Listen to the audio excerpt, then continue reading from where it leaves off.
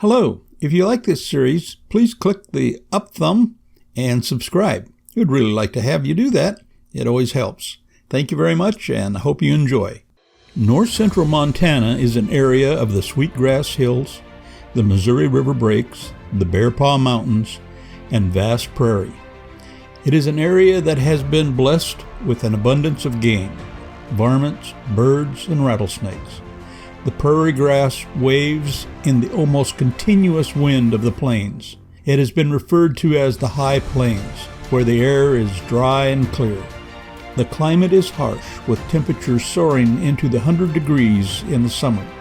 Winter temperatures can reach a bone-chilling 50 degrees below zero, with the wind driving the snow into mountainous drifts. North central Montana has been geologically active, with dormant volcanoes, volcanic dikes, and sills throughout the area. Coal, oil, gas can all be found here as well. The land produces wheat, barley, sheep, and cattle. Hazel grew up in this land. There are tales of his mother loading rifles for the men as they fought off an Indian attack in the Chinook area. Hazel eventually became a Montana cowboy with a small ranch and cattle herd of his own. He was an excellent horseman. Hazel was not a big man, rather short, with broad shoulders and huge, powerful hands. He was a hard-working man who loved his animals and took excellent care of them. Raising early every morning, he checked on his herd. One day, while he was tending his cattle in the high pasture, Rustlers shot him and left him for dead. They took the herd, his herd. Hazel was not dead. He got up, rounded up his horse, and rode several miles into Havre, Montana to see the doctor. The doctor wanted to give him pain medication so he could remove the bullet, but Hazel said no. He was going after the Rustlers as soon as the bullet was removed. The doctor said he would have to remain in his care for a few days after the surgery. The bullet had stopped close to his spine. The doctor removed the bullet and bandaged the wound. He went to prepare a bed for Hazel. When he returned, Hazel was up, dressed, and preparing to leave. He paid the doctor and left. He was oblivious to the doctor's insistence that he remain.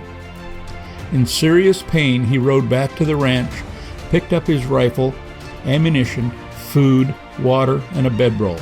He put the provisions on his horse and went back to where he had been shot. There he picked up the trail of the Rustlers. By this time they had over a day's head start. Hazel followed them relentlessly for 3 days. They had his cattle, and he wanted them back. Hazel did not lose a single head of cattle. He brought all of them back to the high pasture from where they had been stolen. No one ever talked about the fate of the Rustlers. If anyone asked, the conversation was simply shifted to something else. Only he and the Rustlers knew the complete story of Montana justice.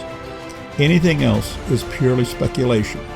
He recovered fully from his wounds and would later serve in the United States Army in France during World War I as a veterinarian caring for horses that pulled the wagons and artillery.